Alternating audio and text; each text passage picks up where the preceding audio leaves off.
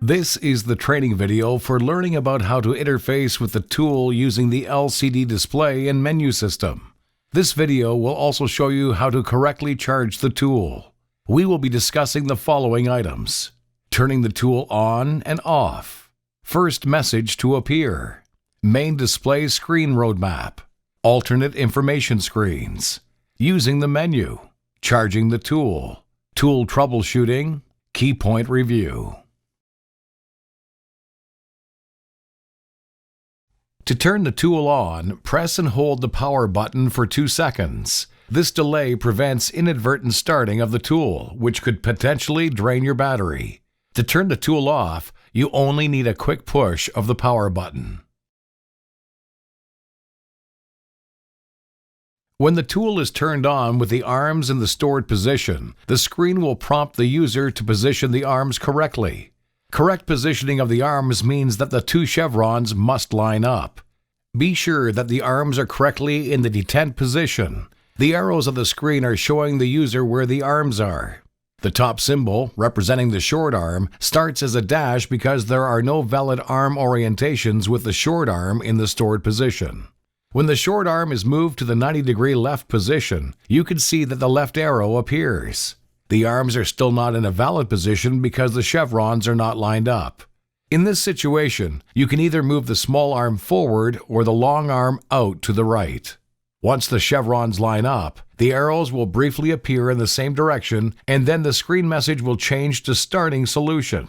If you already have the arms deployed in a valid position prior to turning the tool on, the first message will be starting solution.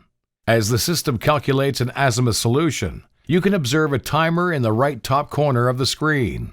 If you have moved to a new site location or it is the first survey of the day, the first azimuth solution can take up to 3 minutes, but less than 2 minutes is typical. For subsequent surveys, the tool will usually take less than 30 seconds to get an azimuth solution. Now that the tool is providing a complete solution, including the azimuth, the main screen will appear like this. The azimuth appears here, and the tilt here. Note that the tilt uses an up and down arrow to signify up or down tilt. In this area, the tool's orientation and each arm orientation relative to the tool is being displayed. It is important to note that regardless of where the tool is facing in relation to the antenna and where the arms are pointing, the tool automatically calculates the offsets necessary to produce the azimuth, tilt, and roll of the antenna you are measuring. Let's look at a couple of examples of this. First, let's note the azimuth of the antenna and the position indicators. The azimuth is 90 degrees, and the tool is forward as seen by the F, and the arms are both forward as seen by the two forward arrows. When moving the tool to the right side of the antenna, notice that the azimuth is changing as it should right until the tool is placed in the right side mounting position. The tool automatically senses that it is to the right of the antenna and offsets the azimuth, tilt, and roll accordingly. Now, we will leave the tool in the right position and just change the arm position to the T position, both facing in the opposite direction of the antenna. Since the arms are temporarily not in a valid position, the tool will restart the azimuth solution. This is called a hot boot and will usually take under 20 seconds.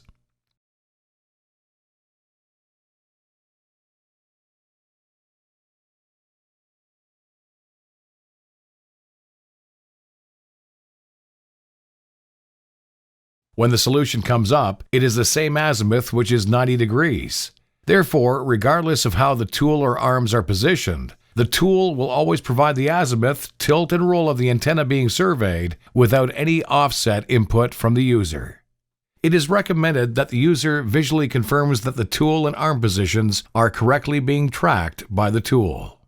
Also shown on the screen is the GPS integrity. This number is a confidence factor, so the higher the number, the more accurate your real-time azimuth accuracy. If the GPS integrity number is below 30%, it is signifying extremely poor GPS conditions or a lack of visibility of the satellites. The battery level is shown here. There are 5 bars in total, with each bar representing about 2 hours of operation time. The azimuth can be set to be relative to true north or grid north. North American RF engineers typically provide the antenna azimuths in true north. Some European engineers use grid north. There are 5 other display screens available. Pushing the down arrow will bring up the second screen, which shows the GPS position, AGL, and tilt and roll. This screen will automatically revert back to the main screen after 10 seconds. The third screen shows the firmware version, serial number, and what Wi-Fi channel has been selected. The Wi-Fi channel display can be useful if you are using the default Wi-Fi auto-select feature to see what channel the tool automatically selected based on Wi-Fi activity in the area. The remaining 3 screens contain diagnostic information in case you need support from Multiwave in solving a measurement problem. The user menu system can be invoked by pressing the Enter key. Once the cursor is at the menu choice you want to edit, in this case azimuth, simply press the Enter button to scroll through the menu choices, true or grid. After you have the setting you want, move to a different menu line or continue to exit and press Enter. The next selection is Location Format, where you can set the GPS position format on the screen. The units can be feet or meters.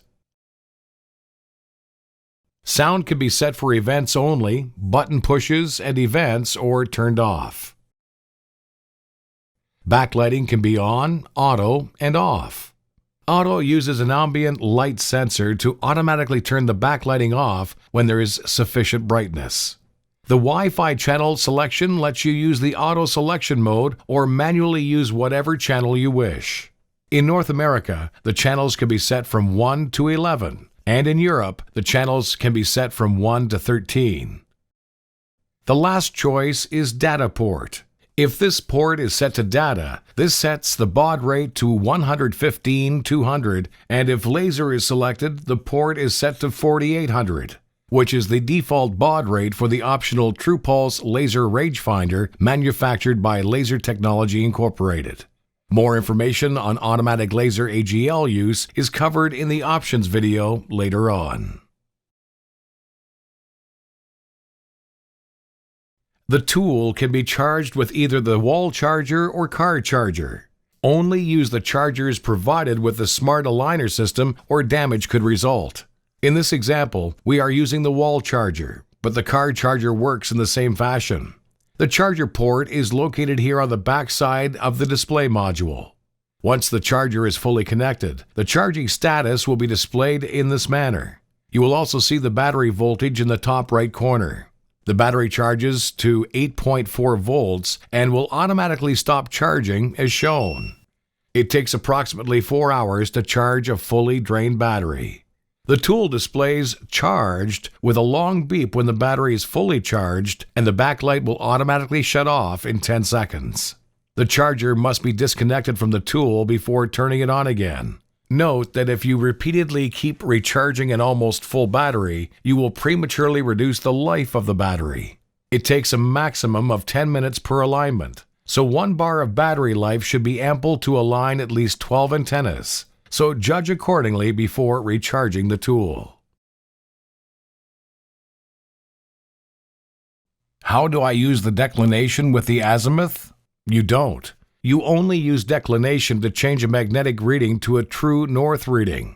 Since the Smart Aligner produces the true north azimuth, you do not need to worry about declination.